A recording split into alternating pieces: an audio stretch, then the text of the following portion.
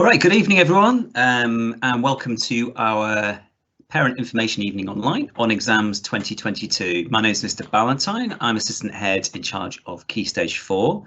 I am joined by Mrs Schofield, our Head of Sixth Form. Mrs Schofield, can you hear me okay? I can. Hello everybody, it's nice to see there are so many people here. Good, good. So the format of tonight will be a pretty short, I think, Parent Information Evening, updating you on the information we have so far about how exams are going to take place. And it's also your opportunity to ask some questions. So you should see in Teams, there is a Q&A tool, looks like a sort of chat bubble with a question mark in it. Please feel free to ask a question, and then at the end of the presentation, which should only be 10, 12, 15 minutes, we'll get to it then, and I'll make this video available online in the next couple of days. Right, let's crack on then. So, as far as we know, exams are going ahead. The government have said that actually from the outset this academic year. And I think week by week, as the pandemic pans out, it seems more and more likely that exams are going to go ahead. There's a lot of talk about exams in the papers at the weekend. And I think the general consensus is that they are going to happen. So hopefully what we'll go through today will help put yours and your sons or daughters' minds at rest as we go through the exam season. Just wanted to start off by looking at a couple of roadmaps as to where we are in the school year and what's coming up. For Year 11, Parents' Evening was a couple of weeks ago. On Monday, there was an update on exam content, and I'll get to that in shortly. Also, Night Club started. That's our after-school revision sessions, quiet place for students to study. And exam timetables have been sent home to Year 11s. However, Mrs Vors tells me, unfortunately, a couple of the entries from the subjects had the incorrect code. So the timetables that have come home today will need to be thrown in the bin recycling, and we'll get a new one on Friday out to you. Apologies for the confusion there. It's just the codes that are slightly different. It's not the actual dates. So that will come out on Friday. We're going to talk about what the March assessments are and why we're doing them later on, but they're happening at the end of March, and then exams start on the 16th of May. That's a Monday. We've got about a week before half term, and then they finish on the 20th of June, culminating in the Year 11 prom, which Miss Connor told all of the Year 11 students about yesterday in assembly, and then results day on the 25th of August. Mrs Schofield, a similar one for you. Thank you. So yes, broadly similar. We've also had an update on exam content. We're starting period 7. In fact, we started it on Monday this week. For now, that's an after school session, Monday to Thursday. People are very welcome to come. The sixth form study room is open until 5 o'clock, not on a Friday. We have already printed out exam timetables for the summer. When you get your hands on them, or when your sons and daughters do, it's important they're really carefully checked. You know, even in sixth form, which is smaller than GCSE, we've got 89 students taking almost 30 subjects, and it's essential that we've got every single combination right. So it's worth a good quiet 5 minutes making sure we haven't missed anything. We will have assessments over a 3-day period in March, more on that later.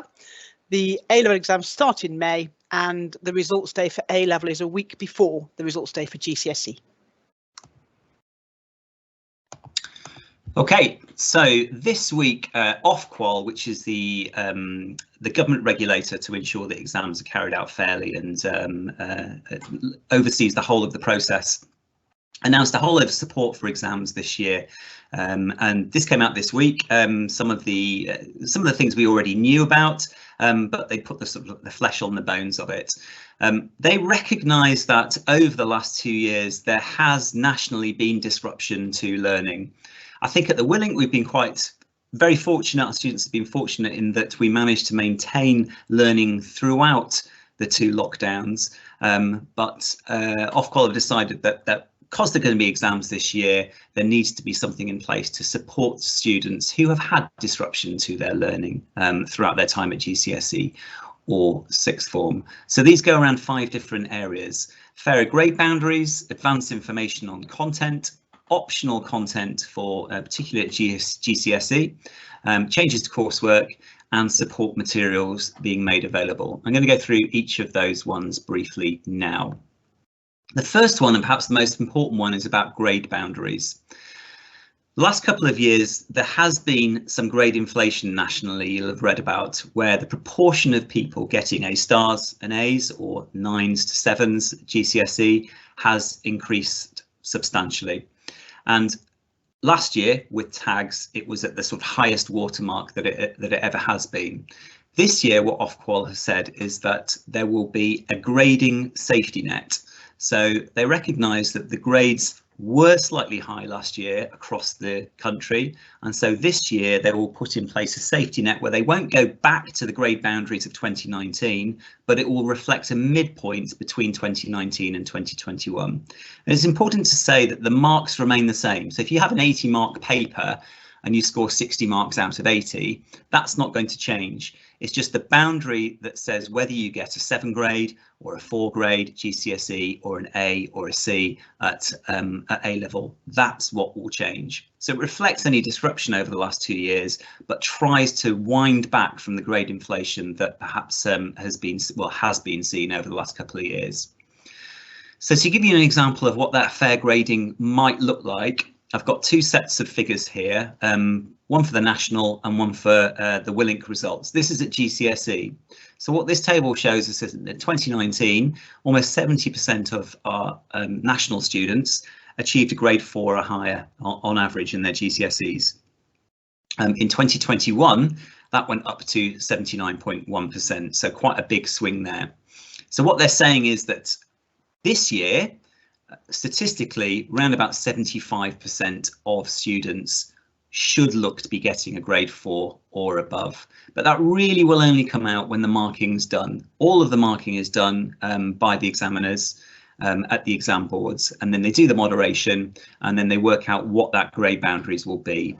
But they will take this into account. And I put on there the Willink grades as well, which you can see are higher than the national average. We've done really, really well in 2019. We've had increasingly great exam results. So we'd be looking at expecting a midpoint between our 86% and 92% this year. Mrs Schofield. Lovely. So to help students, because of course some schools haven't been able to cover all the curriculum, there have been two key changes. One is that for some subjects there's going to be, or in fact we've got it now, information about particular topics that will be included in exams or not included. And in some subjects there'll be options. So rather than having to answer every single question on a paper, you might have to answer 6 out of 8 or something. And we've received that information now, and many subjects have already shared it with students. Some might still have a little way to go in terms of detail, but that will be coming very soon. And I think I've got an example here. Have the next slide, sir. So what we have published already, we've sent this out through Parent Digest. If you don't check Parent Digest, it's always full of useful stuff, so do have a look. This last week, we've sent out by exam boards the links to the guidance that they've issued, the advanced topic information. And as I say, we do have some digested versions of that are a little easier in some subject areas. Next one, sir. And the last thing that will help in this way is support materials. So, for example, in a maths GCSE 3 summers ago, the last time it was taken, students weren't allowed to have any formulae. They had to remember them all. And therefore, if they couldn't remember them, that would make some questions inaccessible. There will be a formula sheet. Same with physics. So in some subjects, there's support material like that available. And I think just going back to the jigsaw, there were a couple of other things, particularly at GCSE on this one, and that was the optional content and the changes to coursework. So we've already known about this for some time. So in drama, for example, in music and in art, students or teachers have been directing students with the changes to coursework, and that was outlined, I think, almost at the start of the academic years. Also for optional content, geography, history and English have already known in advance quite some time ago and have been teaching the curriculum to students based on the topics that are already known. But the advanced information that Mrs Schofield alludes to is across all of the other subjects as well, and you can go on and have a look at that at your leisure. So if I come back to here, so March assessments. So this is following government advice that we had in November when we weren't quite sure whether exams were going ahead. What the government said to us are they're expecting exams to go ahead, but we were asked to make a backup plan to collect evidence in case they are cancelled. So to that end, what we're going to do is, and we told the students about this a couple of weeks ago, and they should have had timetables this week. We're going to do mini assessments from Monday, March the 21st to Monday, March the 28th. It sounds like a lot of extra work, but actually between now and the exams, in normal times, students would be spending most of their weeks doing assessments in class, doing practice exams. So this isn't just another opportunity to do some formal assessments. Now, we have been asked that these do take place under exam conditions, so they will take place in the sports hall. Those students that have access arrangements, they will be doing their exams with their access arrangements in other parts of the school, as they did in the December mocks for GCSE.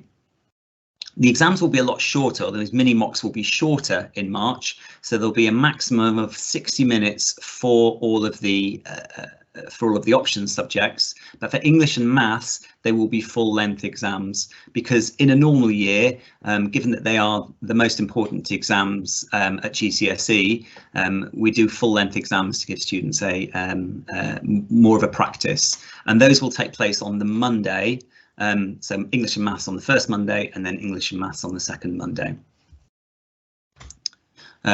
Which it says on that slide there, and I could have had that up and you could have been reading that at your leisure. Anything I've missed on there? I don't think so. So there could be up to there could be up to 3 assessments in one day. Maybe only one day they'll have 3 assessments, but it'll be 2 times 1 hour assessments during the day, but they should have had timetables for that. If they haven't received timetables, please do ask your son or daughter to talk to their tutor and we'll get one to them straight away. This follows on from the revision sessions that Miss Connor and I did earlier in the year. If you look, as Mrs Schofield said, on Parent Digest, we've got a link on the website to when our subject teachers at GCSE are offering extra revision sessions across many of the subjects, either at lunchtime, tutor time, or after school.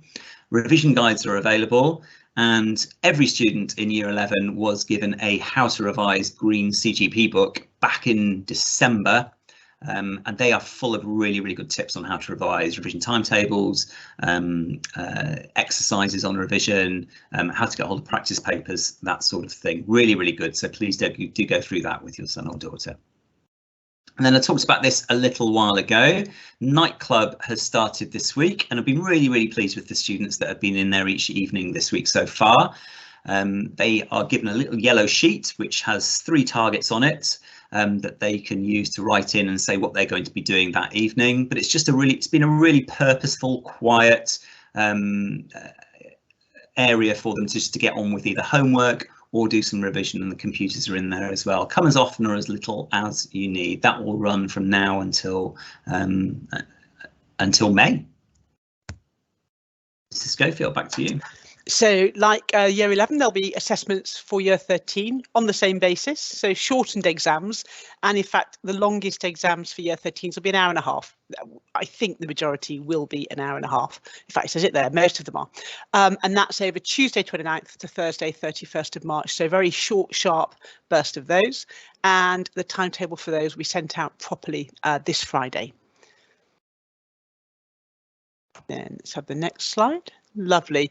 And obviously, yeah, we want people to revise and work and get help when necessary and focus on areas that can improve. So many subjects have got some kind of extra revision session. Other subjects have got permanent drop-in support sessions. I'm a maths teacher. We run Maths Aid every Wednesday. All students should know when those sessions are.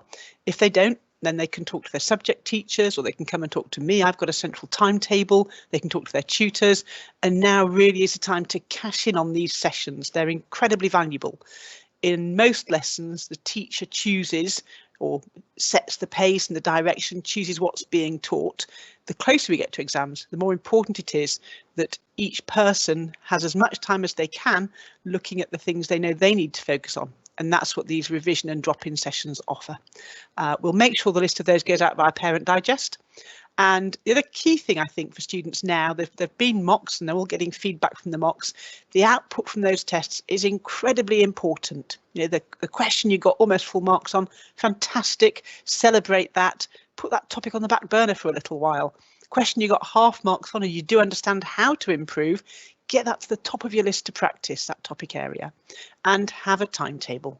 We all know it's true.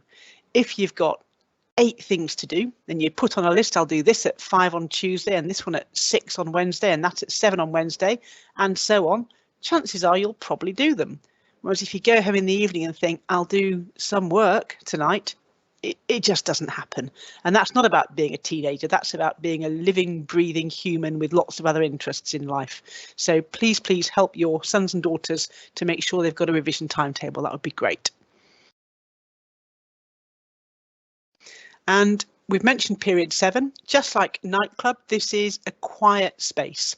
It's not a drop in for a chat session, it's for people to bring along their work and really crack on with it. Monday to Thursday up till 5 o'clock, and we've started it this week.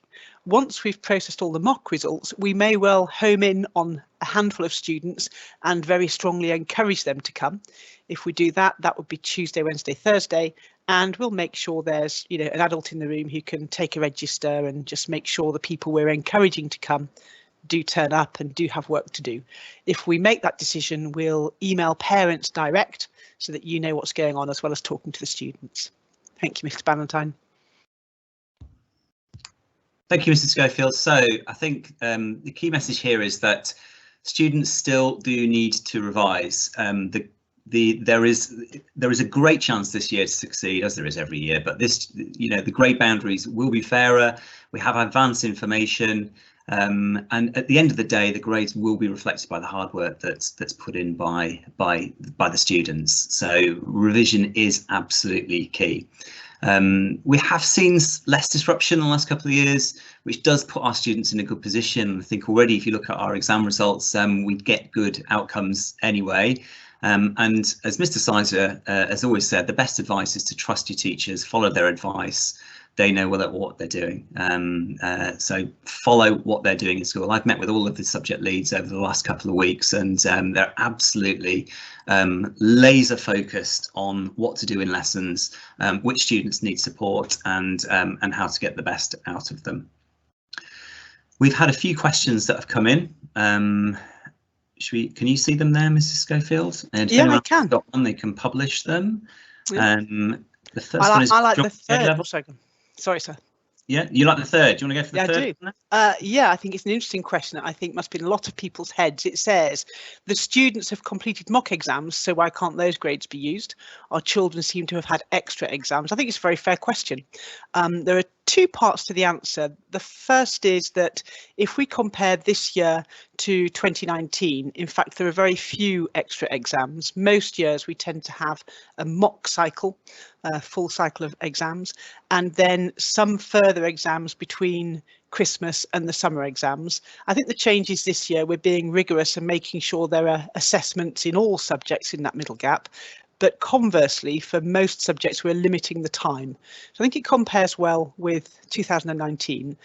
It is a lot of work, but it's important that we help the students get ready for public exams. As for why 3 rounds this year, we're still following the government guidance of do 3 rounds, often of shorter exams, just in case. And until they release us from the just in case, for all we believe there will be summer exams, we just have to make sure we have the right evidence just in case.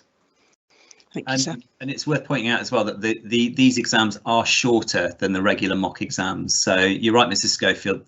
The government said back in November that we should have 3 sets of assessments, winter, spring, and then summer, in case exams are cancelled. It doesn't look like we will have the internal summer mocks because it doesn't look like they're going to be cancelled. But let's say exams are cancelled, we will have to do some internal assessments probably in May time. So these March ones are the second set of the advised 3 ones, the 3 that the government have said. Second question says, are the assessments set by the school? Will they cover work completed? So I guess this is talking about the March assessments. Yes, and teachers can provide some guidance as to what students should revise. We want them to do the best that they can in these March assessments. So we've said to all of the subject leads that they can direct them and say, these are the likely topics that are going to come up in March, because we really do want them to do the best that they can. And obviously they will only cover the work that is completed. And the vast majority of subjects will have finished the core curriculum in GCSE by just after February half term. I think there's only maybe one subject that hasn't. There's a question there about geography A level, Mrs Schofield. I'm going to take that away as a question because I'm not aware of that detail. Certainly, if it's not in there, we need to sort that out. So it could well be an oversight. I think it will be on the AQA website. If you click on the link, it goes in the Parent Digest, it goes to the AQA website, and it will OCR, whatever exam board it is, and it has a list on their website, not our website. I've got a question here about, I knew this was going to come up, and I prepared for it as well. What will happen if a student tests positive for COVID-19 during mocks or the real exams? So it turns out, according to the news today, that no one will be isolating. No one is likely to be isolating when it comes to the summer, because it looks like the government are going to remove all of the COVID restrictions, isolation being one of them. However, there is still the question that a student could be too ill to do an exam. In that case, and this is the same every year, there is something that the JCQ, the Joint Council for Qualifications, publishes called special consideration. So if you Google JCQ special consideration, there's around about a 16-page document which outlines all of the conditions that they will take into consideration for students being ill, or bereavements, or accidents, or other circumstances, and how they would then go about awarding a grade if that was to happen. But all of that is a nationally defined process with authentication needed or an evidence needed for any of the absenteeism. I mean, I think the key thing is just students should absolutely do their best to be in the exams, but if they can't, they need to let us know.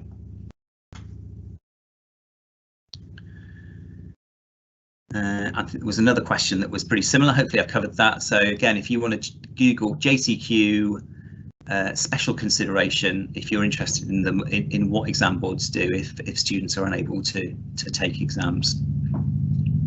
Okay, I think, Mrs Schofield, that's it. Looks like it. Thank you very much for hearing us out and for putting your questions in. That's great. If you think of any further questions after the end of the call, you can email either of us if you know our email addresses, or indeed sixth form at Willink, and I'll share questions with Mr Ballantyne. They'll come through to me. Okay, thanks very much, everybody. I'll make sure this goes up on the our YouTube channel in the next couple of days. Thanks, Mr Ballantyne. Thanks, Mrs Schofield.